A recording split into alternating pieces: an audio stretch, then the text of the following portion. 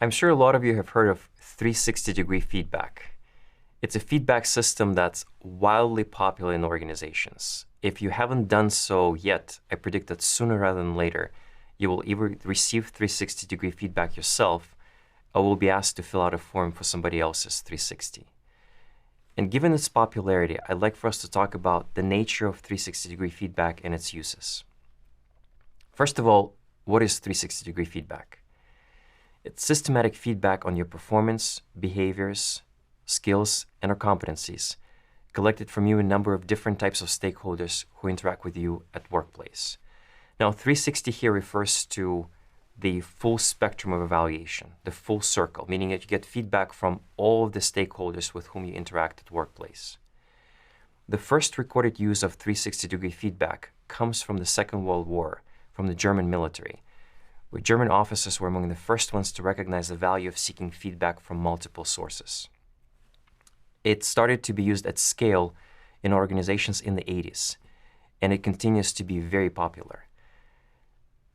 I think the unwavering popularity of 360s owes in part to changing organizational design, where with proliferation of matrix-like structures, team boundaries becoming more fluid, we interact more and more with people from different verticals, different geographies, different business units, and companies value that feedback coming from multiple sources.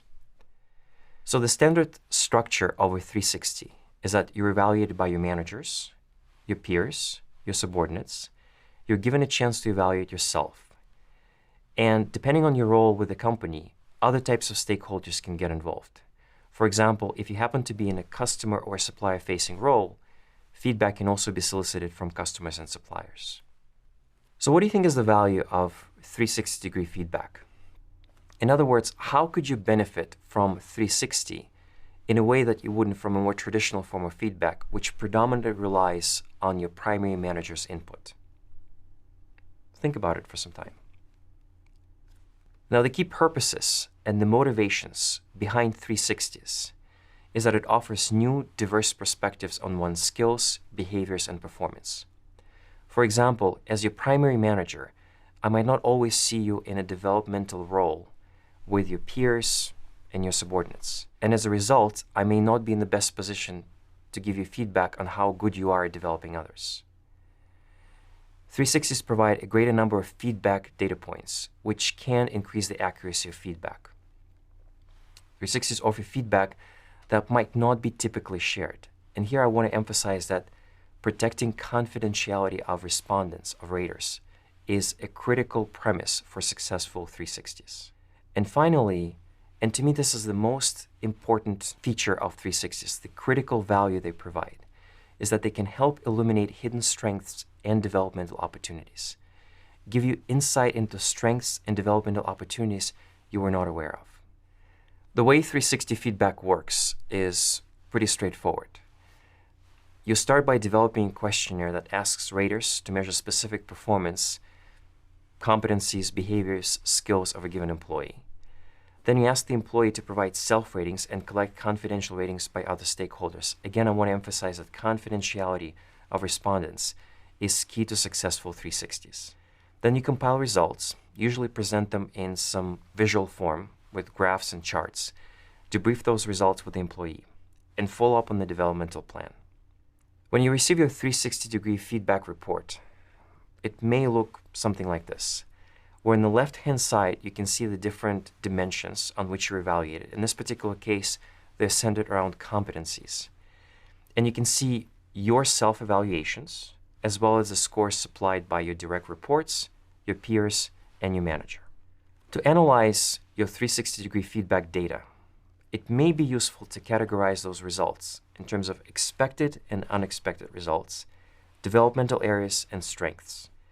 By this categorization, some of these results will be expected, meaning the feedback from your manager, from your peers, from your direct reports will confirm your own expectations about your strengths and developmental areas.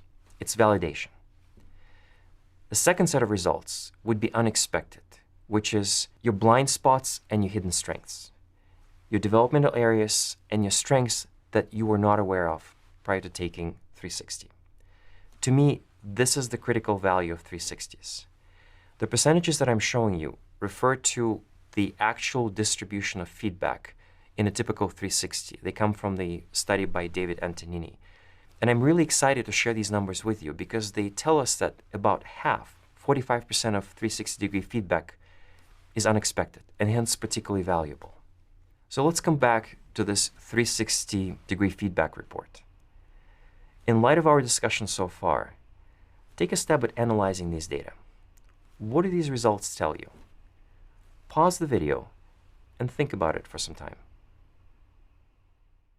So let's start with the expected results first.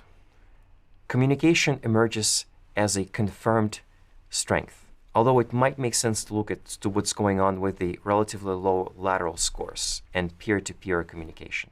In terms of confirmed developmental opportunities, customer centricity and analytics are prime candidates, where you can see that the scores are consistently low, including your self-evaluations. Turning to unexpected results, I think this 360-degree feedback report can be a useful reality check for this employee, where you can see that her scores on many dimensions are substantially higher than the scores provided by peers, direct reports, and her manager. More concretely, influencing without authority emerges as a key blind spot. This employee is convinced that she's being very effective at influencing others, but peers, direct reports, and her manager consistently disagree. Developing others is another potential blind spot. And if you think that it's especially important to develop your peers and subordinates, the fact that you're getting low lateral and upward scores is particularly alarming. And in fact, it could be a blind spot not just for you, but looking at the results also for your manager. Innovativeness, on the other hand, emerges as a hidden strength, where your peers, your direct reports, your manager give you pretty high scores, and your self-perception here is a bit more muted.